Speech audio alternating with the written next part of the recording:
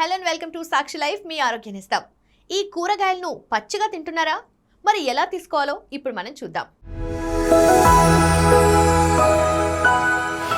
ఇది కేవలం సమాచారంగా మాత్రమే భావించండి. వైద్య నిపుణులను సంప్రదించండి. ఆరోగ్యంగా ఉండాలంటే పండ్లు, కూరగాయలు ఎక్కువగా తీసుకోవాలి అనేది అందరికీ తెలిసిందే. అయితే పచ్చి కూరగాయలు, పండ్లు తినేటప్పుడు కొన్ని విషయాలను గుర్తుంచుకోవాలని వైద్యులు చెబుతున్నారు. కొన్ని రకాల కూరగాయలు ఉడికించి తింటారు, మరికొన్ని పచ్చిగా తింటారు. అలాంటి వాటిలో పచ్చిగా తినకూడని కూరగాయలున్నాయి. అవి తింటే ఆరోగ్యానికి హానికరమని డాక్టర్లు వెల్లడిస్తున్నారు.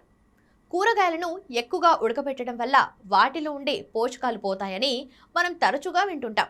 ఇది మాత్రమే కాదు, కూరగాయలు, పండ్లను ఎలాంటి ప్రాసెసింగ్ లేదా వంట లేకుండా తినటం వల్ల అదనపు శక్తి లభిస్తుందని అంటారు. అంతేకాదు, అవి తింటే చర్మ సంరక్షణ, మంచి జీర్ణ శక్తి, గుండె ఆరోగ్యంగా ఉండటమే కాకుండా క్యాన్సర్ ప్రమాదాన్ని కూడా తగ్గించవచ్చని కొందరు నమ్ముతారు.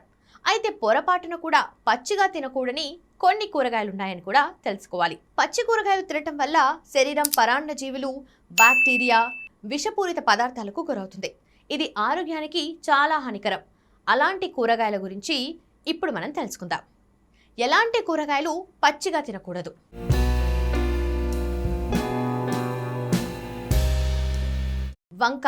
వంకాయలో బద్దె పురుగులు ఎక్కువగా ఉంటాయి. కొన్నిటిలో మనకు సహజంగానే పుచ్చు కనిపిస్తుంది. బద్దె పురుగులు రక్త ప్రవాహంలోకి ప్రవేశించగలవు. కాబట్టి దీనిని నివారించడానికి వంకాయలను పూర్తిగా ఉడికించడం ఉత్తమ మార్గం.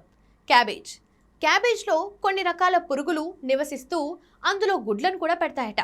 ఇవి కంటికి కనిపించవు, కానీ ఆరోగ్యానికి చాలా హానికరం.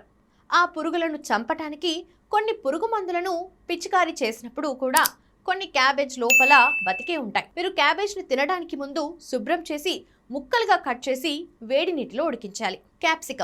క్యాప్సికంను ఉపయోగించే ముందు వాటి గింజలను తీసివేసి వాటిని వేడి నీటిలో కడగాలి. ఎందుకంటే లోపల బద్దె పురుగులు గుడ్లు పెడతాయి, బతికే ఉంటాయి. కాబట్టి క్యాప్సికంను ఉడికించకుండా తినలేము. చూశారు కదా, ఏ కూరగాయల్ని పచ్చిగా తినకూడదో. మరి ఇలాంటి ఆరోగ్య సంబంధిత చిట్కాల కోసం ఫాలో అవుతుండండి సాక్షి లైఫ్.